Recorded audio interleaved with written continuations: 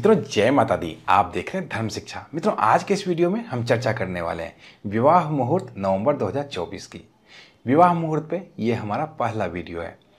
अन्य मुहूर्तों पे आप सबका बहुत ज़्यादा प्यार मिला तो हमने सोचा क्यों ना विवाह मुहूर्त भी आपको बताया जाए। तो ऐसे में चतुर्मास की समाप्ति भी हो रही है तो विवाह मुहूर्त अब से बनने शुरू हो जाएंगे। तो हम हर महीने का आपको विवाह मुहूर्त इसी प्रकार से आगे भी बताया करेंगे।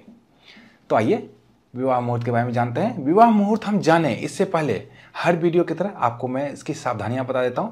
जैसे कोई भी वीडियो आपको मैं बताता हूं तो अपना एक पैटर्न है कि उससे पहले उस मुहूर्त से संबंधित सावधानियां आपको जरूर पता होनी चाहिए कि किन किन परिस्थितियों में कोई मुहूर्त नहीं होता है, ताकि आप कहीं और भी अगर मुहूर्त निकलवाना चाहते हैं किसी से भी तो वहाँ पर बेवकूफ़ ना बने। इस बात का जरूर आपको इतना तो बेसिक पता होना चाहिए। उसकी चर्चा कर लेते हैं। विवाह मुहूर्त, एक बात मैं आपको बताता चलूँ, ज्योतिष शास्त्र में जितने भी तरह के मुहूर्त निकाले जाते हैं उन सब में विवाह मुहूर्त जो होता है निकालना सबसे कठिन कार्य है। तो इसमें किसी प्रकार की जल्दबाजी नहीं करनी चाहिए। पंडित जी जिनको आपने विवाह मुहूर्त निकालवाने के लिए दिया है उन्हें तसल्ली से पूरे समय दें, अपने आधार पर उनको निकालने दें, बिल्कुल हड़बड़ी नहीं मचाएं, क्योंकि विवाह जीवन में बार बार नहीं होता है, एक ही बार होता है। तो इसमें अच्छे समय का होना बहुत ही ज़्यादा आवश्यक है। और विवाह से पूर्व कुंडली मिलान जरूर कराएं ताकि किसी प्रकार की बाद में दिक्कत ना हो, क्योंकि अक्सर ही वैवाहिक जीवन में ऐसा ही देखने को मिलता है कि कुंडली मिलान नहीं कराया गया था, कुंडली उनकी मिली नहीं थी और बाद में वैवाहिक जीवन में दिक्कतें आ रही हैं। तो उनसे बचिए। आइए पहले चर्चा कर लेते हैं किन किन परिस्थितियों में विवाह मुहूर्त नहीं निकलता है। पहला, खरमास। खरमास जब भी हो, खरमास साल में 2 बार आता है, दोनों खरमास में विवाह नहीं होता है। संक्रांति के अनुसार पौष और चैत्र के माह जो होते हैं वो खरमास कहलाते हैं, इसमें विवाह मुहूर्त नहीं निकलता है। दूसरा, ज्येष्ठ मास में अगर वर भी ज्येष्ठ संतान हो और वधू भी ज्येष्ठ संतान हो तो 3 ज्येष्ठ एक साथ नहीं होना चाहिए। 2 ज्येष्ठ हो सकते हैं, 3 ज्येष्ठ एक साथ नहीं होना चाहिए। अर्थात पहली पुत्री है, पहला पुत्र है और ज्येष्ठ का माह भी है, तो ऐसे में ये विवाह ज्येष्ठ माह में नहीं होना चाहिए। तीसरा बहुत ही महत्वपूर्ण है, कन्या के गुरु बल और वर के सूर्य बल को देखा जाता है और दोनों का एक साथ चंद्र बल का विचार किया जाता है इसमें विवाह मुहूर्त निकालते समय।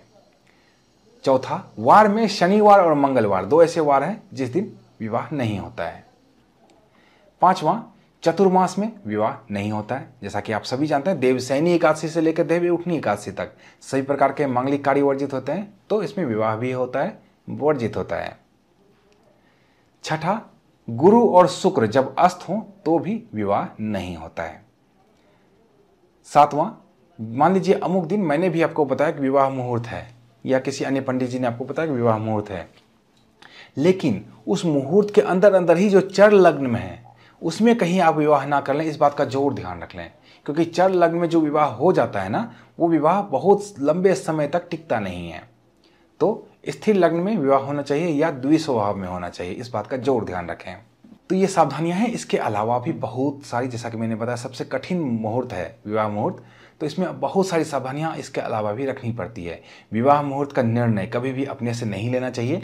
एक अच्छे एस्ट्रोलॉजर से ही आपको विवाह मुहूर्त निकलवाना चाहिए, क्योंकि इसमें बहुत सारी चीज़ें देखी जाती है। और सभी मुहूर्तों के लिए तो मैं आपको बता ही रहा देता हूँ कि इतने से इतने बजे तक है, तो आप भी उसमें खरीद लेते हैं जो सामान खरीदने का या अन्य चीज़ों का है। लेकिन विवाह मुहूर्त में सिर्फ इतनी सी बातें नहीं हैं।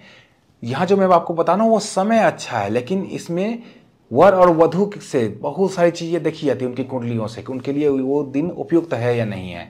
समय तो उपयुक्त है, किसी अन्य जोड़ों के लिए वो समय उपयुक्त हो सकता है, किसी जोड़ों के लिए वो समय ठीक वही समय उपयुक्त नहीं हो सकता है, ऐसा भी होता है।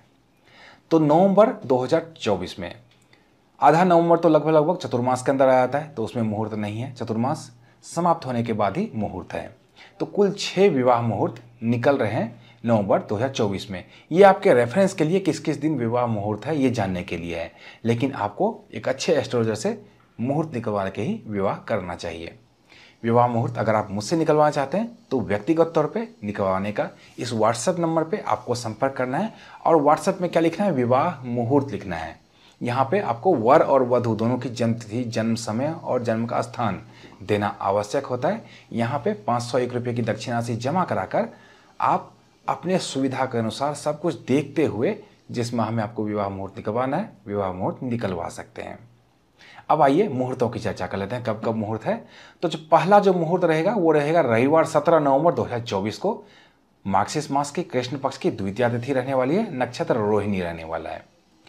दूसरा शुभ मुहूर्त बनेगा सोमवार 18 नवंबर 2024 को। इस दिन मार्गशीर्ष मास की कृष्ण पक्ष की तृतीया तिथि रहेगी और मृगशिरा नक्षत्र रहेगा। तीसरा शुभ मुहूर्त बनेगा शुक्रवार 22 नवंबर 2024 को। इस दिन मार्गशीर्ष मास पक्ष कृष्ण पक्ष तिथि सप्तमी तिथि और नक्षत्र मघा रहने वाला है। चौथा जो शुभ मुहूर्त बनेगा वो बनेगा रविवार 24 नवंबर 2024 को। इस दिन माह मार्गशीर्ष पक्ष कृष्ण तिथि नवमी रहने वाली है और नक्षत्र उत्तरा फाल्गुनी रहने वाला है।